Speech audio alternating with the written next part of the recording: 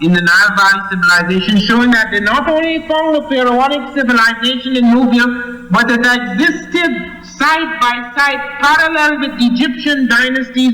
Even when things started to crack up and move in Egypt, they had this parallel pharaonic civilization continuing for a long time. But what is important there is that the critical piece that was to prove that Ethiopia created Egyptian civilization and black people therefore did it, was a piece that wasn't broken at all. They said they spent 16 years putting the pieces together, but the piece that was critical didn't need putting together. It was there complete at the beginning, and that was in the back room.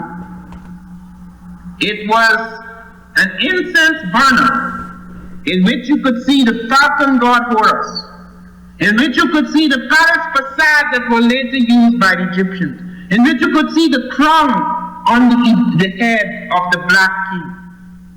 10 to 12 black kings reigned in Ethiopia as pharaohs before the first pharaoh sat on the throne of Egypt, and they moved up into the Egyptian world.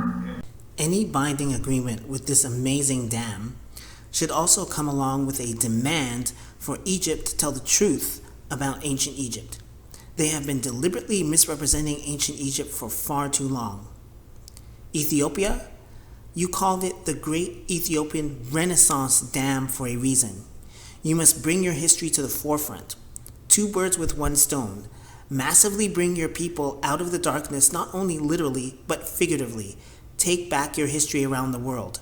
I know Makeda, aka the Queen of Sheba, aka the Black Madonna, is yours and everything that comes along with her. She has an amazing story. I also hear that Menes, the first pharaoh of Egypt, was an Ethiopian that built a dam for his people.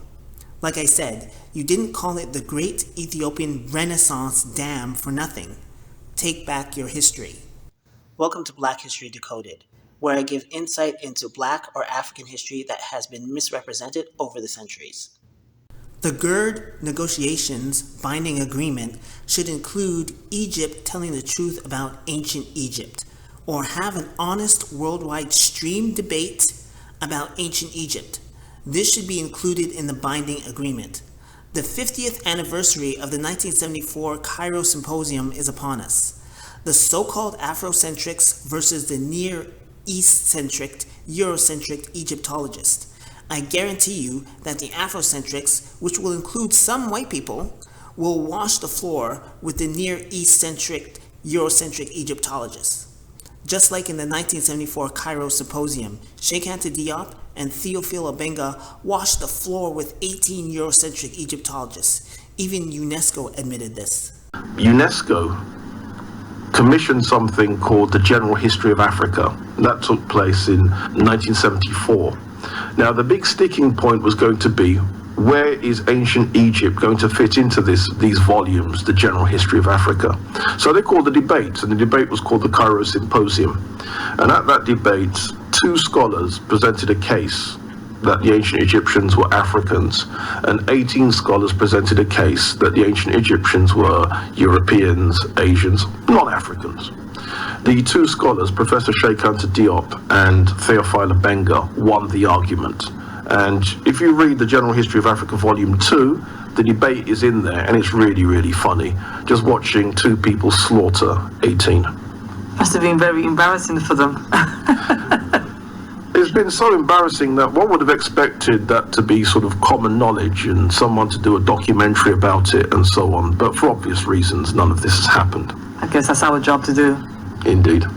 Sadly, Egyptians most likely would not want the debate, especially if it's an honest worldwide stream debate, because they won't have full control of the narrative.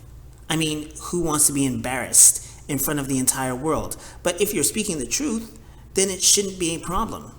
I guarantee you the so-called Afrocentrics will have no problem showing up. The Ethiopians have a huge opportunity to bring Egypt to heel concerning the multitude of misinformation they have been spreading about ancient Egypt. Yes, I said misinformation. You can't possibly believe that this reconstruction of King Tut is based on science or reality, but they propagate this erroneous construction throughout the internet. Even this bust of Nefertiti is a huge fraud, especially if you understand the story behind it. They have been propagating misinformation about ancient Egypt for far too long. If they have nothing to hide, let's have the honest worldwide debate for all to see. Ethiopia, the ball is in your court, but you already knew that. Either way, the truth about ancient Egypt and other parts of history will come to light. Like, share, subscribe, and make a comment. Thanks.